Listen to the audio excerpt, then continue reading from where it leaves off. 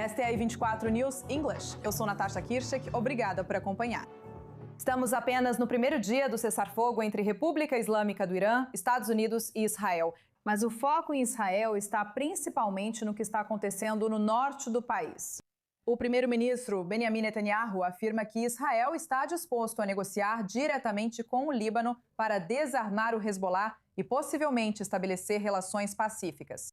Isso ocorre em meio ao aumento das tensões com Washington. O presidente dos Estados Unidos, Donald Trump, teria pedido a Netanyahu para reduzir os ataques israelenses ao Líbano, alertando que ataques contínuos poderiam colapsar o cessar-fogo frágil com a República Islâmica. Ontem, até o vice-presidente dos Estados Unidos, J.D. Vance, disse que Israel concordou em se conter após a maior campanha de bombardeios no Líbano, mirando ativos do Hezbollah em Beirute. Agora, apesar de tudo isso, os ataques israelenses no Líbano continuam e o Hezbollah lançou cerca de 70 foguetes contra o norte de Israel só hoje. Vamos chamar o analista de segurança Jacob Lapin e o correspondente sênior Owen Alterman. Quero falar sobre os detalhes das negociações entre Israel e Líbano. É algo muito importante. A ideia de vermos negociadores israelenses e libaneses sentados frente a frente. Como isso seria? Onde aconteceria? O que sabemos até agora? Natasha, o canal hebraico informa que as negociações serão terça-feira no Departamento de Estado. 2 embaixadores para os Estados Unidos pelo lado israelense e Ekia Leiter, o embaixador israelense nos Estados Unidos, com mediação da equipe de Trump e possível participação institucional do Board of Peace. Algumas reportagens recentes destacam que essa iniciativa é liderada pelos americanos, enquanto os franceses, Natasha, parecem totalmente excluídos e provavelmente insatisfeitos em Paris. Aliás, para suavizar esse ponto do ponto de vista israelense, o ministro das Relações Exteriores de Israel, Gideon Sa'ar, atualizou 3 ministros europeus sobre as negociações no Líbano. O ministro das Relações Exteriores da Alemanha, o ministro das Relações Exteriores da Itália e o ministro das Relações Exteriores da Grécia, deixando de fora, de forma notável, o ministro das Relações Exteriores da França, Jean-Noël Barrot.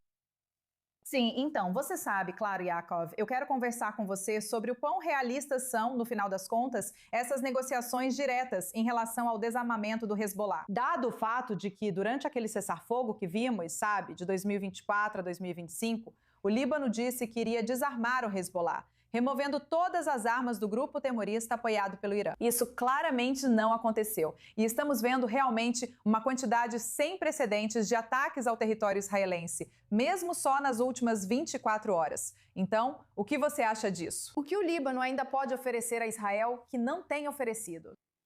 Ele pode oferecer um compromisso, que teria que ser então testado na prática para evitar exatamente o que você acabou de descrever. Como você disse, durante o cessar-fogo, o que o Líbano fazia era só teatro. Eles fingiam entrar nas aldeias do sul, riscavam da lista e diziam: já verificamos, não há armas aqui. Enquanto isso, grandes quantidades de armas eram escondidas em bunkers das casas, que os soldados evitavam por não quererem confronto com colegas xiitas do Hezbollah, já que metade do exército libanês é xiita, incluindo soldados e oficiais. Então, o Líbano vai ter que evitar esse exibicionismo e essa apresentação falsa da situação e realmente provar que está disposto a enfrentar o Hezbollah e vencer. Agora, se fizer isso, e levando em conta o fato de que o Hezbollah que vai enfrentar caso faça isso, será uma versão enfraquecida em comparação ao Hezbollah com o qual lidávamos antes, porque está saindo de uma grande guerra com Israel. Se todas essas coisas de alguma forma se juntarem e Israel perceber que eles estão realmente assumindo o controle dessas áreas, você pode ter um projeto piloto, um caso de teste, e o Hezbollah não vai ficar quieto. O Hezbollah vai desafiar o governo libanês. Podemos ter certeza disso. Eles podem até tentar tomar o controle do país. Então não vai ser um teste fácil. Se eles passarem no teste, Israel será o mais feliz ao ver seu vizinho do norte exercer verdadeira soberania. Isso poderia levar a mudanças reais nas relações e até uma retirada, mas ainda estamos longe disso. Certo, quer dizer, obviamente você mencionou que o Hezbollah foi severamente enfraquecido, mas isso foi definitivamente o que pelo menos as forças de segurança israelenses pensaram que tinha acontecido após a troca de tiros entre o Hezbollah e Israel depois de 7 de outubro. No final das contas, estamos vendo, como eu disse, centenas e centenas de ataques. Em certos dias, Vimos, na verdade, centenas de ataques diariamente. O que você acha disso? Como saber de fato a extensão dos danos ao Hezbollah? Vamos analisar. O que significa dizer que foi enfraquecido?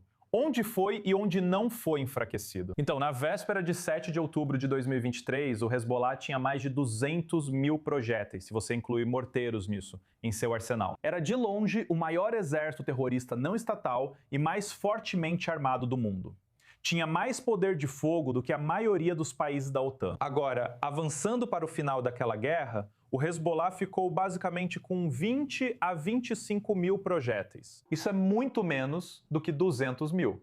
Então, objetivamente, foi enfraquecido. Sua liderança foi eliminada. Seu comando e controle foram eliminados. A Operação Pedro, os ataques da Força Aérea de Israel e assim por diante. Agora, o que aconteceu durante o cessar-fogo?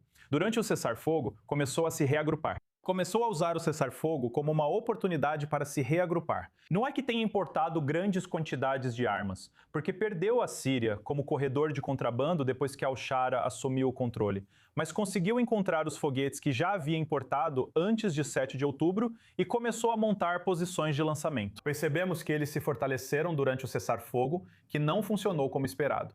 Mesmo ataques israelenses 2 ou 3 vezes por dia não foram suficientes. Tudo isso deve ser evitado daqui em diante. Certamente enfraqueceu, mas depois voltou a ficar mais forte. É isso que estamos vendo agora, do que você está falando. 100 foguetes por dia atingindo o norte.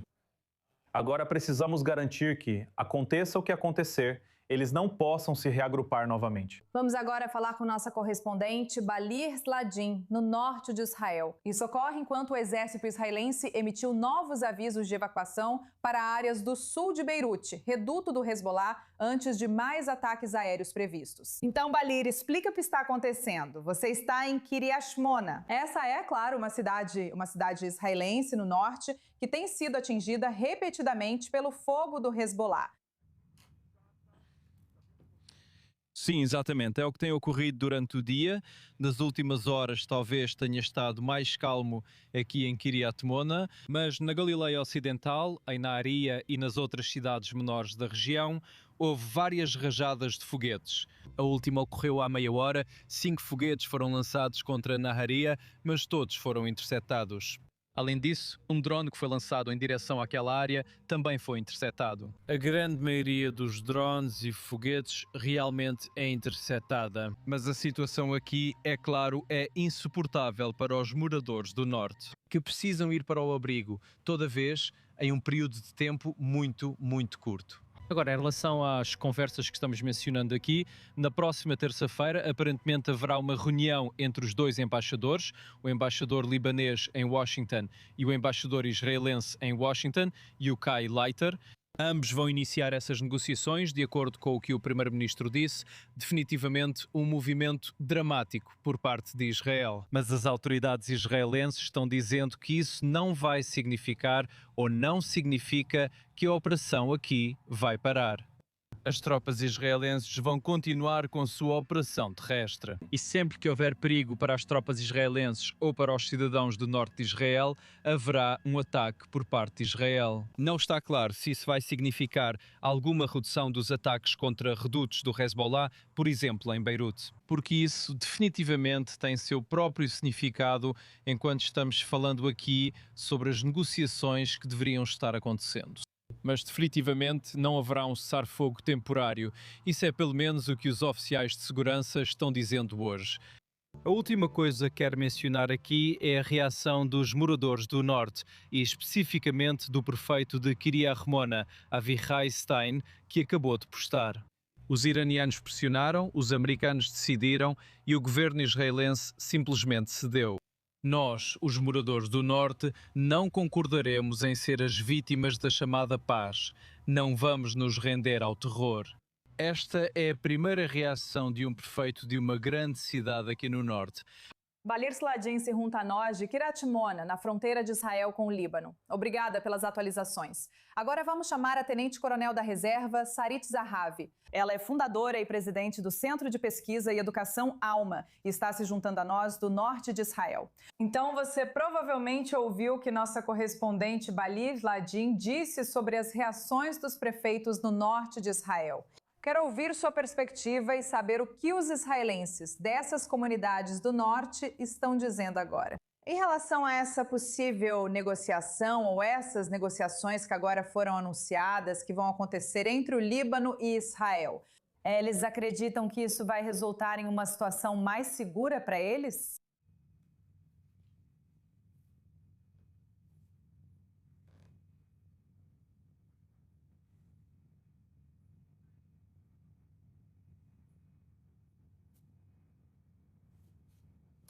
Certo, estamos tendo um pequeno problema com Sarit Zahavi, então vamos voltar rapidamente para o estúdio e esperamos conseguir trazê-la de volta conosco. Vamos ver.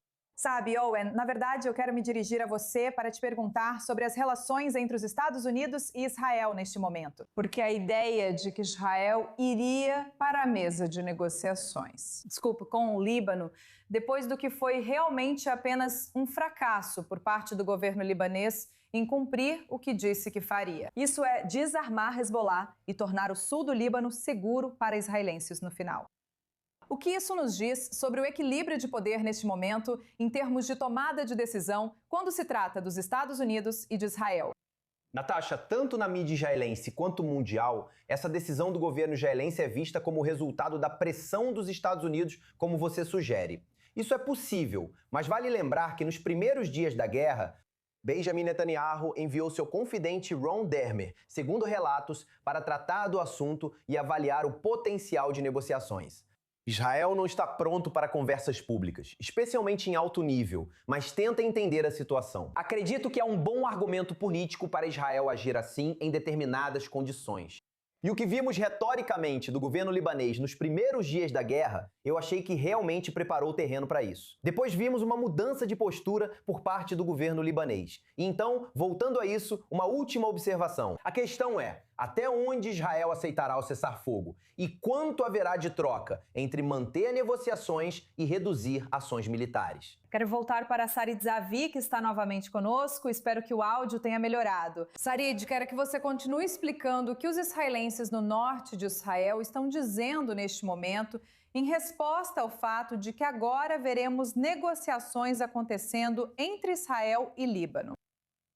Primeiro, preciso dizer que ouvi o repórter em Kiryat Shmona e parece que as sirenes e o ataque do Hezbollah se afastaram de Kiryat Shmona para Naharia, já que na última hora, mais ou menos, ouvimos explosões aqui constantemente acima de nós. E Naharia, Malot, Gesher Haziv estão sendo bombardeadas o tempo todo.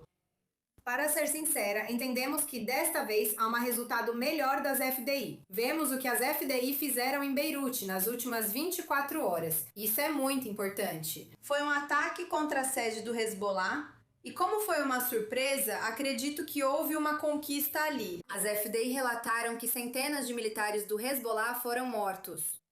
Claramente vamos precisar de um cessar-fogo, mas isso não significa que precisaremos encerrar nossa presença no Líbano, e essas são duas coisas diferentes. Então, os israelenses que vivem no norte entendem que Israel precisa continuar atacando o Hezbollah o máximo possível, enquanto a janela internacional, como costumamos dizer, permitir. E eu fico muito feliz que os americanos deixaram muito claro que não há conexão entre o que está acontecendo no Líbano e o que está acontecendo no Irã. Mas em algum momento precisaremos de um acordo. Agora as forças de defesa de Israel trabalham para obter um acordo melhor. Quanto mais fraco o Hezbollah e mais forte o governo libanês, melhor será o acordo. Espero que o acordo seja bem diferente dos anteriores e não se baseie na Resolução 1701. De uma forma que permita às forças de defesa de Israel permanecerem no Líbano enquanto não virmos resultados do governo libanês, e para garantir que estamos seguras aqui no norte. É interessante o que você disse, pois basicamente afirmou que os Estados Unidos concordaram com Israel em garantir que o Líbano não esteja incluído no cessar-fogo com a República Islâmica do Irã. Mas a realidade é que ouvimos essa retórica do presidente dos Estados Unidos dizendo que Israel deve reduzir seus ataques. A questão é, o que isso realmente significa? O que Israel pode continuar fazendo se não puder, digamos, continuar atacando alvos do Hezbollah em redutos do Hezbollah em Beirute, por exemplo? Então, sim, acredito que se tentarmos ler nas entrelinhas, e eu sou muito cuidadosa ao interpretar o que o presidente americano está dizendo, Israel, por favor, concentre-se no sul do Líbano e deixe Beirute para o governo libanês. A grande questão, aliás, não está em nenhum dos dois lugares. Na verdade, está próxima à fronteira entre o Líbano e a Síria, onde Israel bombardeou muito pouco. E essa é a rota de contrabando de armas. E teremos que esperar para ver se lá seremos capazes de parar esse contrabando e continuar bombardeando. Se tivermos autorização para ficar no Líbano e garantir uma zona de proteção contra o Hezbollah perto das nossas comunidades, isso é muito importante. Isso também é uma conquista, ao menos até vermos mudança no governo libanês, o que não ocorreu nos últimos 20 anos, como mencionei. O Comando da Frente Interna de Israel afirma que as diretrizes de guerra, flexibilizadas ontem com a reabertura das escolas, permanecerão as mesmas até sexta-feira, às 17 horas. Amanhã, o Comando da Frente Interna fará nova avaliação sobre as ações possíveis dos israelenses. Mas lembrem-se, ao longo da fronteira, em comunidades como a de Sarit, nas colinas de Golã, Alta Galileia e áreas de Haifa, as atividades educacionais ainda precisam ocorrer em abrigos antiaéreos. Eu só quero passar rapidamente para você, Yaakov. Você sabe, obviamente, do ponto de vista da segurança, o que precisaríamos ver Israel continuar fazendo para manter uma sensação de segurança para os moradores do norte, diante dessa diminuição nos ataques que os Estados Unidos estão pedindo? Concordo com Sarit. As comunidades do norte precisam perceber a forte presença das forças de defesa de Israel além da fronteira, pois não podem ser protegidas só a partir dela. Sabe, é como pedir para um time de futebol ganhar um jogo ficando apenas na linha do goleiro. Isso não vai funcionar.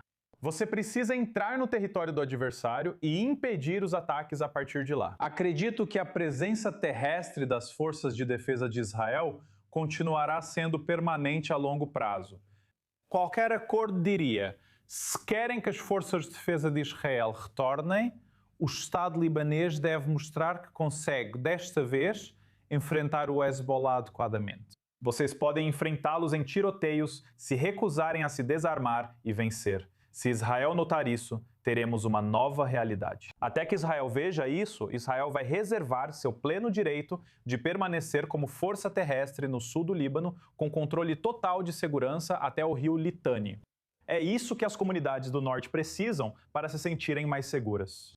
Tudo bem, agora vamos passar agora para as negociações de alto risco que estão acontecendo entre os Estados Unidos e o Irã. Entramos nessas negociações, mas o clima está longe de calmo. O Irã confirmou que sua delegação segue para Islamabad e revelou que quase respondeu a uma violação do cessar-fogo à noite, antes da intervenção do Paquistão para acalmar a situação. Mas, ao mesmo tempo, o presidente dos Estados Unidos, Donald Trump, intensifica a retórica. Ele alerta que todas as forças dos Estados Unidos vão continuar prontas para agir no Irã e arredores, até que, segundo ele, um acordo real seja alcançado.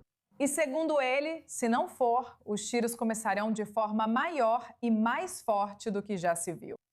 E aqui está a realidade no local. Um dos maiores pontos de impasse, que é, claro, o Estreito de Hormuz, ainda está efetivamente fechado. O tráfego marítimo está praticamente parado por lá.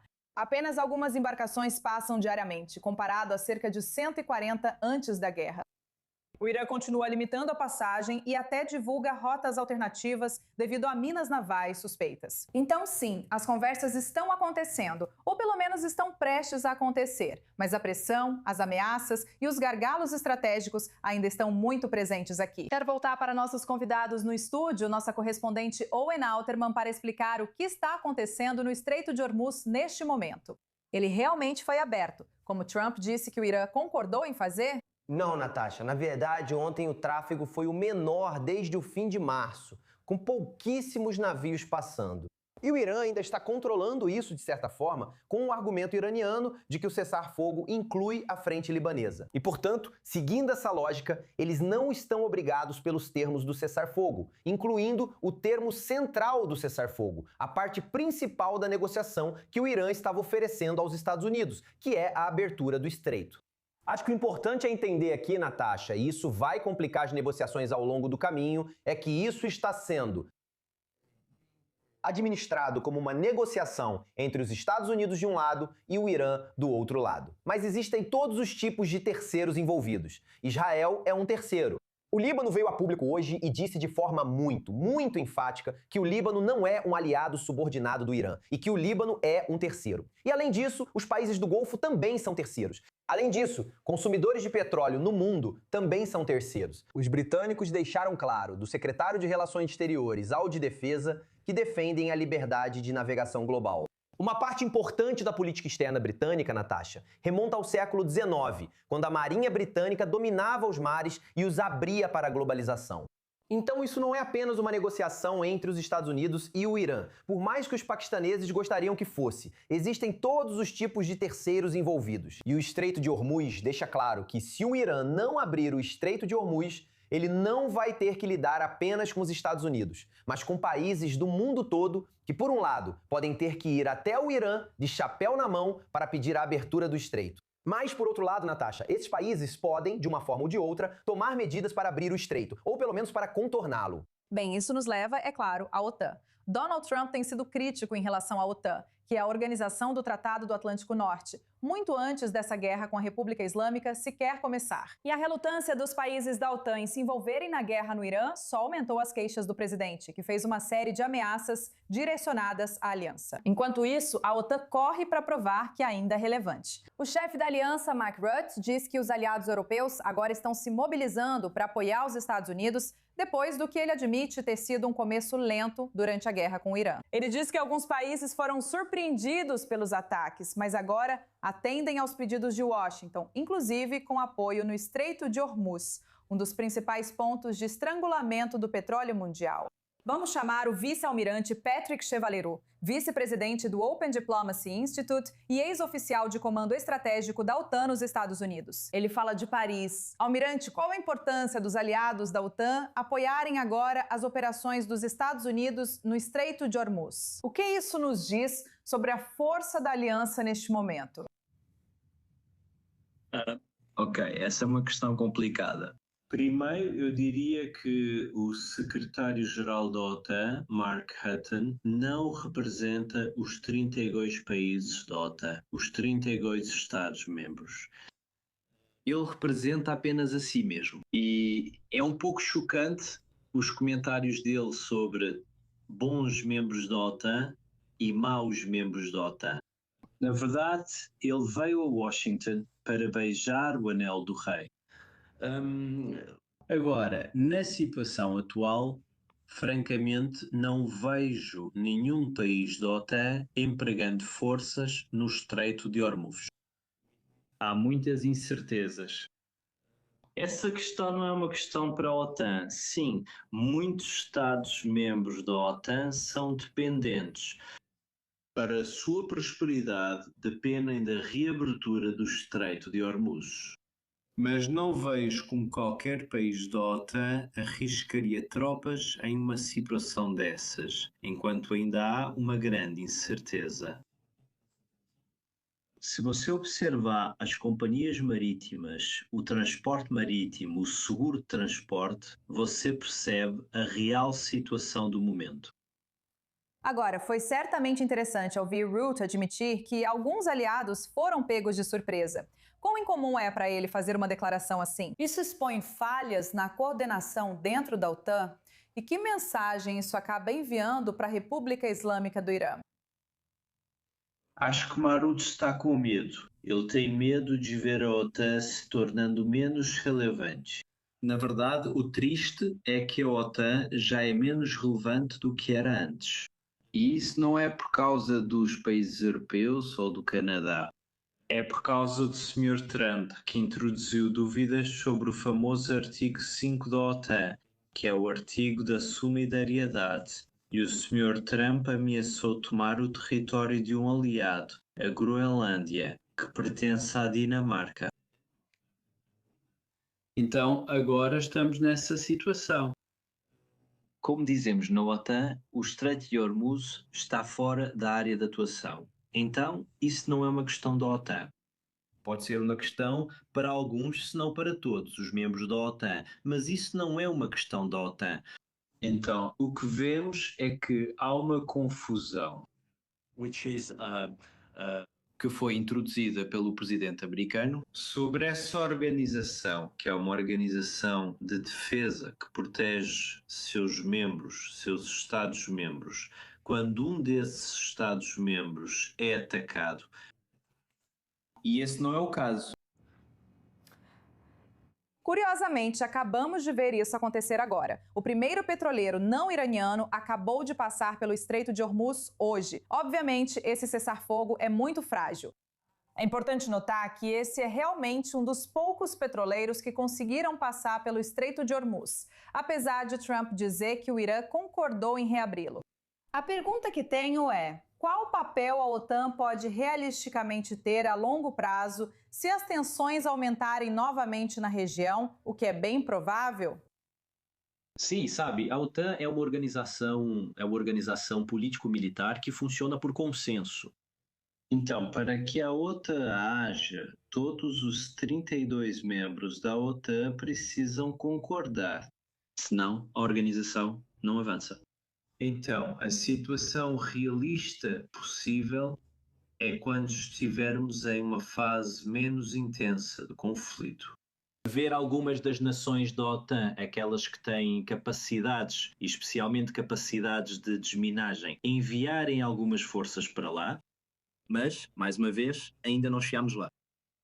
Tudo bem. Bom, gostaria de agradecer muito por ter participado conosco. Infelizmente, precisamos sair para um rápido intervalo comercial. Mas já voltamos aqui na I24 News. Não saia daí. Confira as últimas notícias sobre o cessar-fogo e possíveis próximos passos entre Líbano e Israel.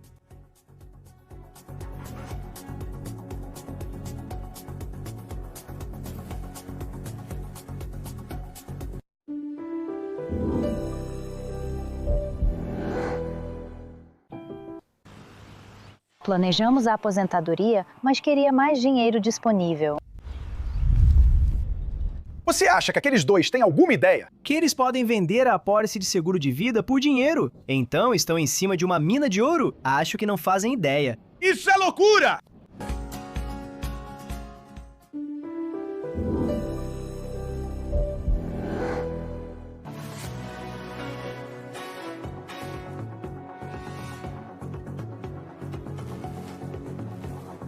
De volta à I24 News em inglês. Sou Natasha Kirchek, obrigada por nos acompanhar. Bem, o mundo está esperando para ver o que realmente vai acontecer quando se trata das negociações entre os Estados Unidos e a República Islâmica do Irã, que estão marcadas para acontecer no Paquistão. Vou chamar novamente nossos convidados no estúdio, o nosso analista de segurança Jacob Lappin e o correspondente sênior Owen Alterman. Sabe, uma das coisas sobre as quais estávamos conversando antes de voltarmos do intervalo comercial é por que Trump entrou nessa guerra em primeiro lugar e se ele realmente alcançou seus objetivos ou não. Neste momento, a decisão de entrar nessas negociações, considerando o fato de que estamos literalmente vendo o Estreito de Hormuz praticamente permanecer totalmente fechado, o que isso diz sobre a força dos Estados Unidos ao entrar nessas negociações agora? O entendimento comum, Natasha, é que o Irã está em vantagem. Donald Trump, ao afirmar recentemente em coletiva que os Estados Unidos não têm opção militar para abrir Hormuz, enfraqueceu a posição americana, dizendo que basta uma pessoa colocar uma mina no estreito e que, essencialmente, não há nada que os Estados Unidos possam fazer a respeito. Eu acho que isso realmente enfraqueceu a posição americana. Natasha, isso me lembra como em 2006, após a Segunda Guerra do Líbano, Israel se sentia impotente diante dos foguetes de curto alcance.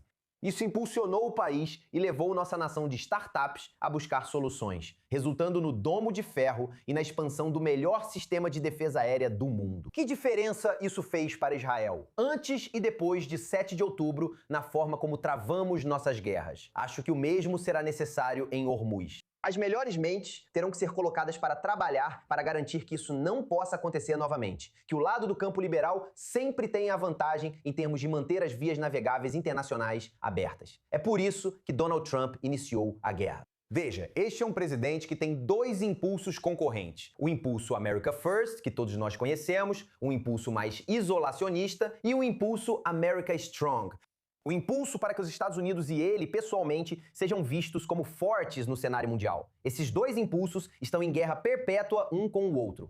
Uma guerra que nunca, jamais terá uma conclusão final. E em alguns casos, um impulso, um instinto vence e predomina. Em alguns casos, o outro lado é dominante. Foi assim, como costuma ocorrer com o Irã e este presidente, quando prevaleceu o instinto de mostrar força americana. Acredito que isso levou o presidente à guerra, cujos resultados, na minha opinião, ainda precisam ser avaliados. Então, eu vou fazer um comentário rápido. Em primeiro lugar, o Irã é uma ameaça global. Estava construindo mísseis de longo alcance, desenvolvendo um programa nuclear e promovendo o terrorismo em todo o planeta. A decisão do presidente Trump de entrar na guerra é histórica e totalmente correta. Ignorar esse câncer que se espalha é como ignorar a Alemanha nazista nos anos 1930. Para mim, o presidente Trump tomou uma decisão muito corajosa. Agora, em relação ao Estreito de Hormuz, este é um estreito que as Forças Armadas dos Estados Unidos são perfeitamente capazes, neste momento, de abrir à força. O que está acontecendo é que eles estão dando aos iranianos a chance de concordar com a abertura. Essas são as duas opções que o Irã está recebendo. Ou vocês cooperam com a abertura do Estreito de Hormuz, ou os Estados Unidos vão fazer isso sozinhos. Não existe a opção de permitir que os iranianos continuem ameaçando navios, especialmente tendo poucas capacidades reais para cumprir essas ameaças. Ainda não respondemos por que um cessar-fogo agora, pois o Irã parece não se interessar. Vamos chamar nossa próxima convidada e voltaremos a discutir isso em breve. Enquanto líderes mundiais veem o cessar-fogo entre a República Islâmica, Estados Unidos e Israel como avanço para a calma, no Irã, a reação é bem mais complexa. Após semanas de guerra, muitos iranianos dizem que essa pausa não traz alívio. Ela traz incerteza, frustração e até mesmo traição. Mensagens do país mostram uma população entre esperança cautelosa e raiva real. Alguns acreditam que essa foi uma oportunidade perdida para uma mudança significativa, enquanto outros temem que isso possa, na verdade, piorar as coisas. E também há preocupações crescentes de que esse cessar-fogo possa dar ao regime espaço para reforçar seu controle, com relatos de apagões contínuos de internet, execuções que continuam acontecendo e temores de repressão ainda maior nos bastidores. Alguns iranianos ainda esperam que isso integre um processo diplomático maior, com negociações previstas nos próximos dias. E eu gostaria de chamar Mitra Jashni, conselheira cultural e política dos iraniano-americanos pela liberdade. Você está falando conosco da Itália. O que você está ouvindo das pessoas dentro do Irã neste momento? Por que o cessar-fogo causa reações tão diversas e emocionais e o que de fato ocorre no local? Obrigada por me receberem no programa. No momento, não temos muitas informações diretas do Irã. Como você sabe, a internet está praticamente desligada há semanas e as comunicações estão extremamente limitadas. Muitos analistas no seu programa já apontaram isso, mas em relação à reação mista ao cessar-fogo, é importante entender o contexto. Essa guerra veio após um grande crime cometido pelo regime iraniano contra seu próprio povo. Milhares de iranianos inocentes foram mortos enquanto protestavam pacificamente nas ruas. Após essa repressão brutal, muitas pessoas esperavam que esse conflito enfraquecesse significativamente o regime e suas forças repressivas.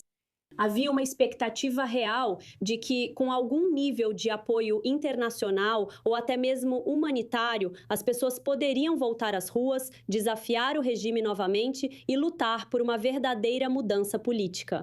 Mas o que realmente aconteceu não correspondeu a essas expectativas.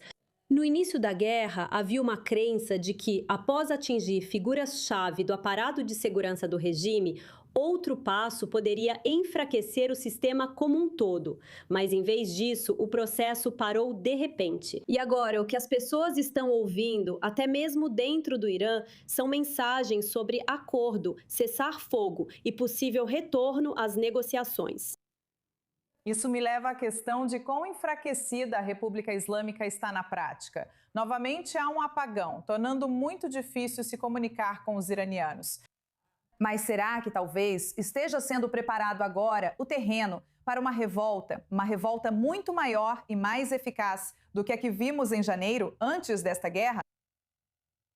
Sim, essa preocupação é absolutamente real. O que estamos vendo e o que tem sido relatado é que as forças de segurança do regime estão visivelmente presentes nas ruas, especialmente à noite. Eles usam táticas de intimidação, até mesmo gritando alto para criar medo entre as pessoas comuns.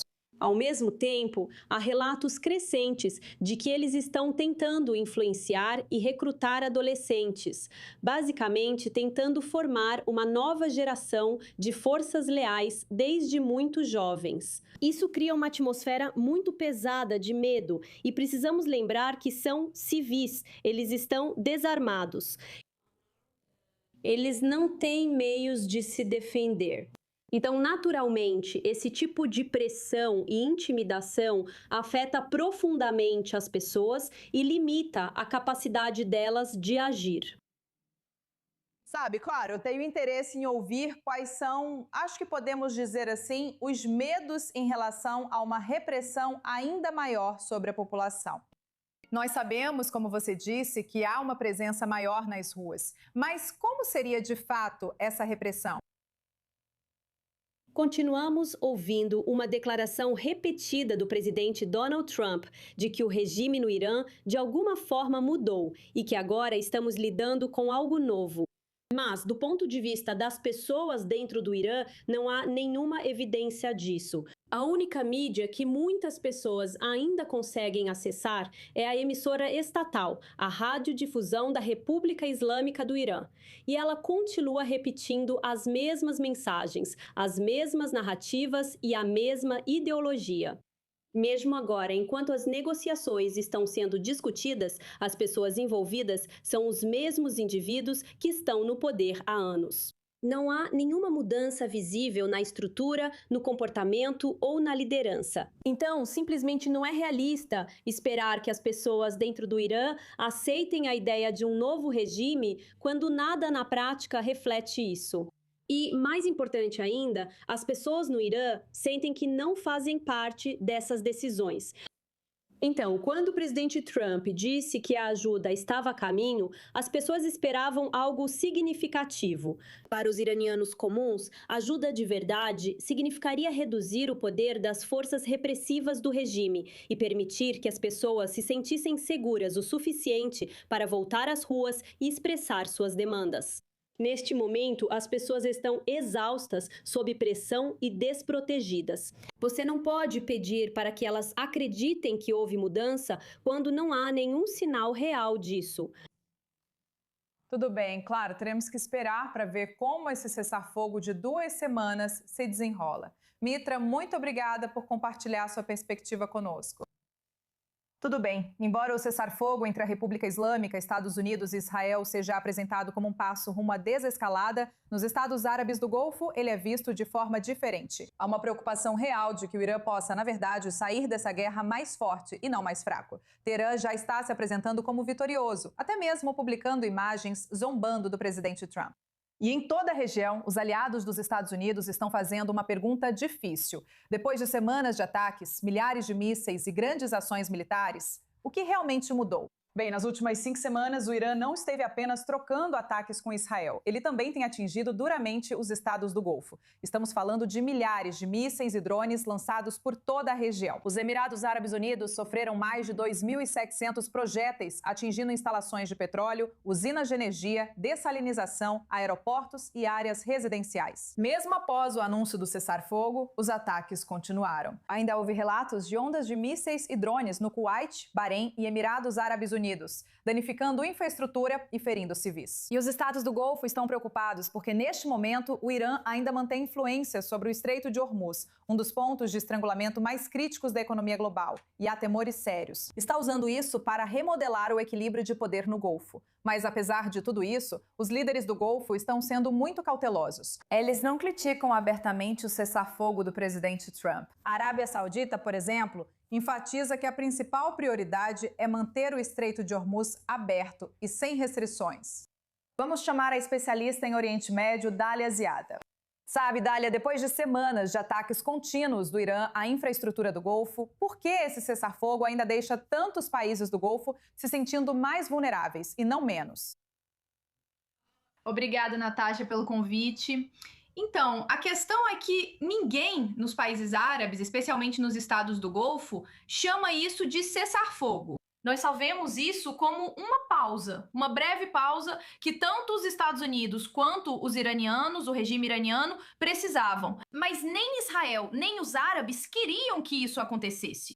Nós queríamos que a guerra fosse até o fim, até o ponto de roubar o regime iraniano, de desmantelar completamente o regime. No entanto, o governo dos Estados Unidos, por causa da pressão interna para terminar essa guerra, o Congresso não quer financiar a guerra. E, por outro lado, o regime islâmico estava procurando qualquer oportunidade para sair de uma forma que o fizesse parecer vitorioso. Assim que o Paquistão fez essa sugestão de dar 2 semanas, eles imediatamente aproveitaram a oportunidade. Mas, na verdade, isso está deixando, especialmente os Estados Árabes do Golfo, muito desapontados, porque eles sentem que, em primeiro lugar, seus interesses não fazem parte dessas negociações. E, mais uma vez, estamos enfrentando o mesmo cenário ao envolver o regime iraniano. Ele sairá mais fortalecido após essas negociações, porque agora parece que é um sistema político com o qual os Estados Unidos estão dispostos a negociar, enquanto na realidade é uma milícia terrorista que deveria ser combatida como tal.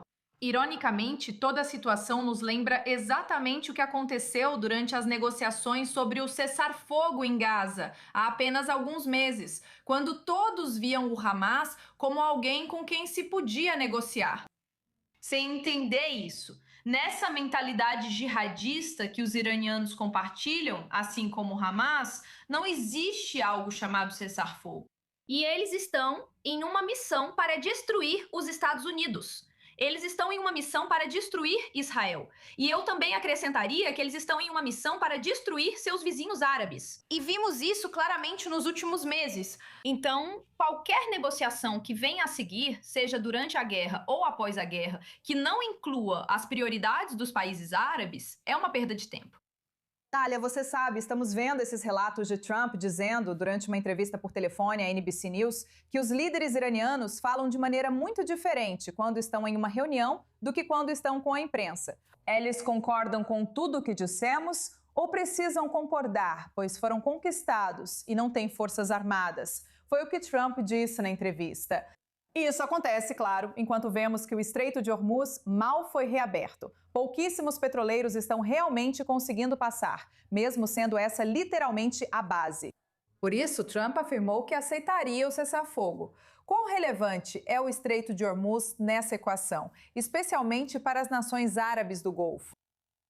É uma linha vital para as nações árabes. O Estreito de Hormuz não pertence apenas aos iranianos, aliás.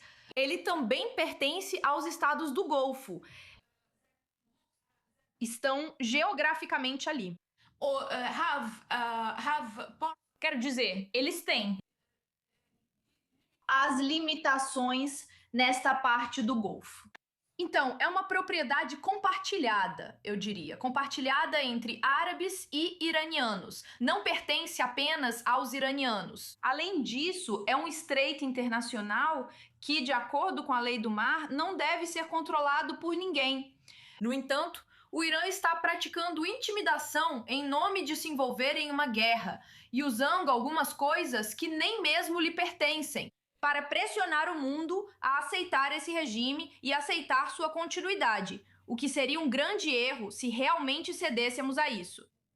Lendo nas entrelinhas aqui, se os países do Golfo não estão criticando publicamente Washington, o que isso nos diz sobre a posição deles? E, essencialmente, você acha que a forma como o Golfo vê os Estados Unidos mudou como resultado da decisão de aderir ao cessar-fogo?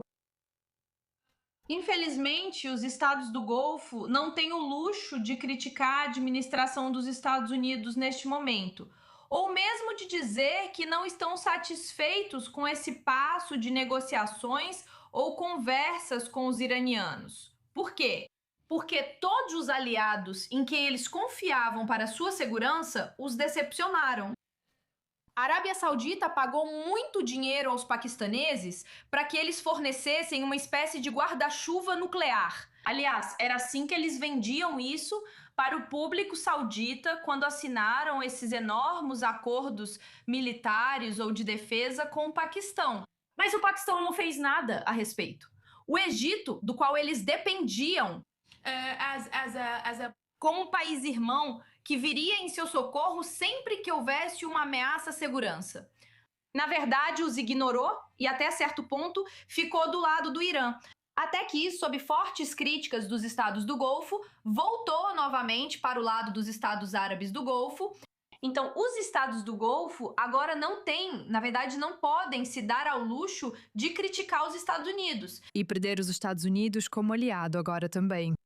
Certo, Thalia, gostaria de te agradecer muito por ter participado conosco. Agora vamos passar para a nossa próxima matéria. Vemos frequentemente os caças nesses ataques, mas por trás de cada missão há uma equipe que torna tudo possível. Esta reportagem mostra uma das unidades mais críticas da Força Aérea de Israel, o Esquadrão de Reabastecimento, que mantém os caças em missões longas e arriscadas, inclusive bem dentro do Irã. Confira.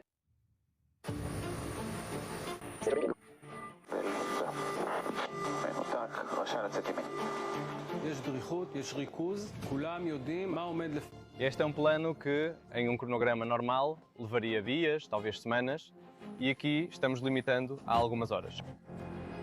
Fomos forçadas, aguardávamos o sinal e nem sempre sabíamos tudo. Desconect. Boa sorte na sua missão. Sem alarde, sem manchetes, mas com imensa responsabilidade. O 120º Esquadrão de Reabastecimento, os Gigantes do Deserto, em Nevatim, opera para manter os caças no ar, longe e por longos períodos. Bem-vindo à aeronave RM. Esta é a aeronave da Força Aérea. Na cabine, há 4 tripulantes. 2 navegadores e 1 mecânico, e na verdade transformam essa máquina em um posto de combustível voador, que permite aos caças levarem mais armamentos. E cada bomba que eles levam é menos combustível, que nós transferimos para eles durante o voo. O corpo central é um grande tanque de combustível e adicionamos mais capacidade ao avião para dobrar o combustível. Levaremos muitos caças e cada bomba que chega ao destino elimina um lançador e neutraliza uma ameaça, protegendo as pessoas em casa. Vez após vez, eles faziam a longa e perigosa jornada até o Irã e de volta. Tudo com uma velocidade e precisão que não deixam espaço para erros. Na verdade, realizamos uma colisão controlada no ar. Inserimos o tubo de reabastecimento na entrada de combustível do caça e transferimos o combustível em taxas muito altas, a uma velocidade de centenas de quilômetros por hora. Começamos a abastecer. Baruchá. Desconecta. Começa com um planejamento cuidadoso, sistemático e preciso, junto com todos os esquadrões de caça. Definição da rota exata pela qual querem voar e verificação das quantidades de combustível que cada esquadrão precisa para garantir tempo de operação suficiente para cumprir a missão e atacar os alvos que lhe foram designados. Quanto tempo leva todo esse processo de reabastecimento? É um evento que leva minutos. Depende de quanto combustível aquela aeronave precisa receber, dependendo de quanto armamento ela carrega, para onde precisa ir, onde estão os alvos. Em um dado momento, conectamos uma única aeronave, mas normalmente voamos em formação com várias aeronaves, então sabemos reabastecer várias aeronaves ao mesmo tempo. E todo o trabalho aqui é feito em um ritmo, em uma velocidade muito alta e com máxima precisão. E com máxima precisão, principalmente no trabalho em equipe e na cooperação. Um tubo para conectar o combustível ou qualquer parafuso que precise ser colocado de volta no lugar, nós pensamos no que aconteceu para que não aconteça novamente.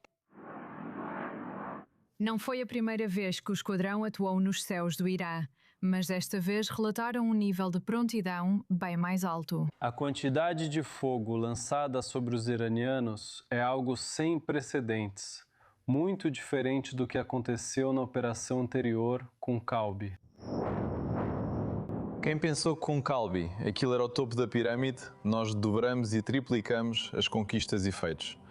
Ninguém consegue entender como fazemos o que fazemos, do nosso jeito, e muitos querem aprender connosco. Por baixo dos uniformes da Força Aérea, eles também são homens de família. que, além da intensidade de um papel tão essencial para a segurança nacional, têm alguém esperando por eles no final do dia. Casei-me 1 mês e meio antes dos combates. Minha lua de mel na Tailândia foi apenas adiada por alguns meses, não cancelada. Tínhamos amigos que, 2 dias antes dos combates, eram militares na base aérea e planejavam o casamento. Após o casamento, colocam o uniforme, vão à base e aguardam o início de tudo. Minha filha nasceu há 4 meses, estamos há pouco mais de 1 mês em combate e mais 1 mês de preparação. Então, basicamente, metade da vida dela eu estive com ela e na outra metade estou aqui. Meu filho sente quando chega em casa. Ele me olha e pula para me abraçar, com braços e pernas, assim que chego. São momentos que, em pouco tempo, te dão muita força para continuar. Sabem, entre aspas, levar vidas paralelas e criar essa separação e esse desligamento. Eles sabem que algo ocorre quando desaparecemos ou somos convocados como reservistas. Com o ritmo dos acontecimentos, o esquadrão também recebeu jovens soldados que provaram mais uma vez que há em quem confiar. Como comandante, tenho orgulho deles e me emociono ao ver os que correm entre os aviões, garantindo que tudo chegue ao destino, no tempo certo e em segurança. Sem dúvida, essa é a geração da vitória. Soldados que chegam direto do treinamento básico, em meio ao combate, para um treinamento de combate, em ritmos um pouco diferentes do que estamos acostumados na rotina. Esse técnico geralmente leva até 6 meses para se certificar, mas o treinamento foi reduzido para quase 1 mês, sem comprometer o padrão. Você tem só 23 anos e já carrega uma grande responsabilidade aqui. Lembro apenas que terminei o curso há 2 anos e meio. Eu pensava, quando vai chegar a minha vez, quando vou poder aplicar o que aprendi e para o que fui treinado. E isso chegou muito mais rápido do que eu esperava. Aqui, 2 anos e meio de experiência parecem com o histórico de pessoas que têm 25 anos no cargo. Fico feliz pela oportunidade de participar desse. Por outro lado, espero muito que no final a gente alcance os objetivos que recebemos e consiga eliminar a ameaça que viemos eliminar. E como não perguntar? Tem algum momento durante o voo em que você para e olha a paisagem lá embaixo por 1 segundo? Durante a execução da missão, não há muito tempo livre para olhar a paisagem e aproveitar um pouco da experiência e das vistas especiais do Oriente Médio. Mas em momentos específicos, entre reabastecimentos ou entre missões, quando dá para respirar um pouco e se refrescar, há uma atmosfera pastoral, existe um contraste muito grande. Talvez no futuro você pilote voos civis para o Irã. Quem dera, se fosse possível, seria um grande sonho.